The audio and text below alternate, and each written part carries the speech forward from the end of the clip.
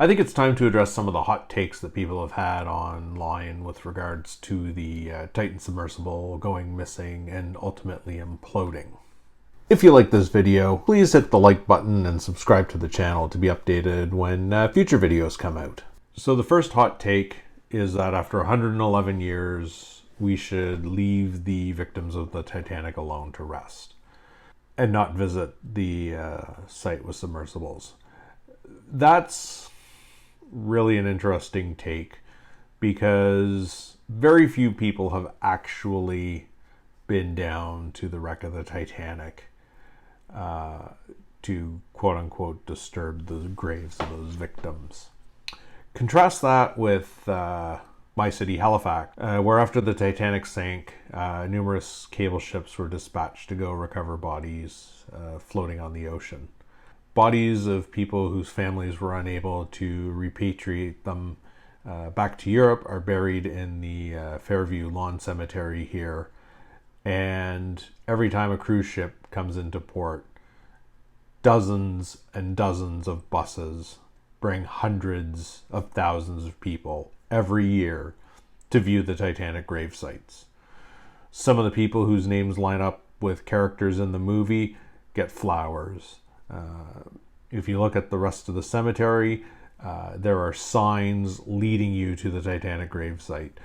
The graves are surrounded by gravel paths because the grass kept getting trampled. If we want to talk about letting these people rest, we need to have a conversation about Titanic tourism all over the world because we have tour buses coming to Titanic grave sites. There are Titanic museums all over the world. Any place that has a loose connection to the vessel likely has some sort of Titanic museum. Niagara fucking Falls has a Titanic museum, and it has no connection to the disaster. It's just a tourist thing. While we can appreciate the sentiment, let these people rest, the Titanic victims who are on the ocean floor probably actually get the most rest of anyone. The second hot take, which I think is completely wrong, is people have leapt onto the CEO Russia's comments about not wanting to hire 50-plus-year-old white guys as engineers because they're not inspirational.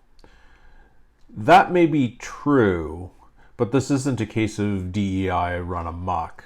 Those 50-plus-year-old white guys are super expensive.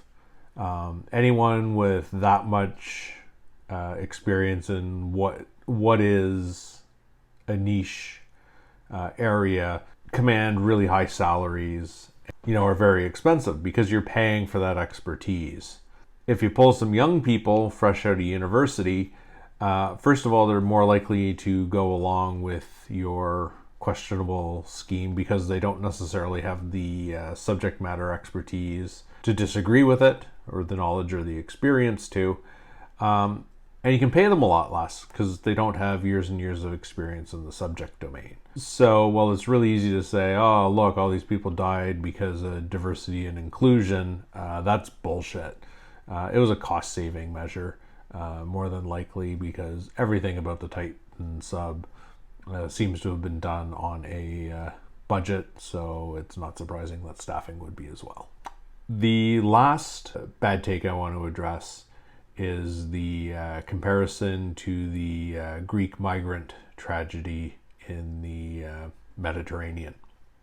For those of you who don't know, a ship loaded with refugees departed Libya bound for Italy.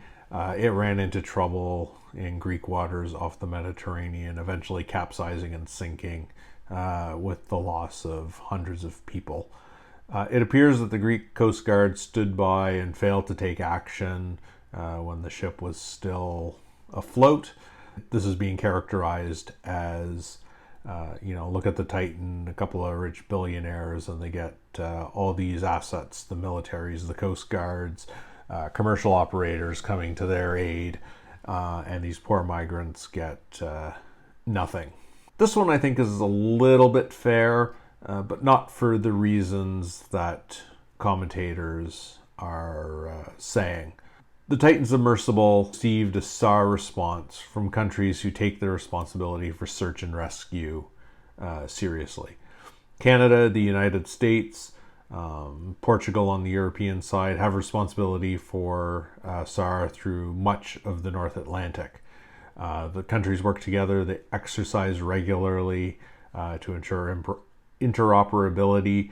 Certainly, the U.S. Coast Guard in the Gulf of Mexico pulls hundreds of migrants from all manner of very questionable craft out of the water on a weekly basis. They're not left to die in the ocean, which seems to be what happened in Greece, because Canada and the United States take safety of life at sea and search and rescue very seriously.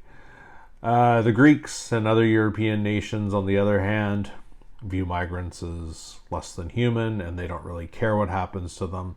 And I suspect when migrants drown, certain groups happy that it occurred because it means they don't have to deal with more refugees and people who aren't like them.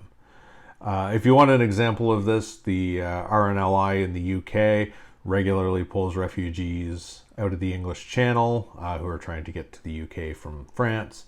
And politicians regularly call for them to be defunded or arrested for human trafficking and all sorts of nastiness, when all they're doing is volunteering their time to go save people in trouble in the ocean.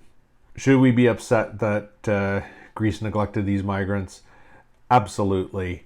We should be mad at Greece for their inaction, as opposed to being mad at Canada and the US for taking appropriate action and every action available to try and save life at sea, because that's what we do.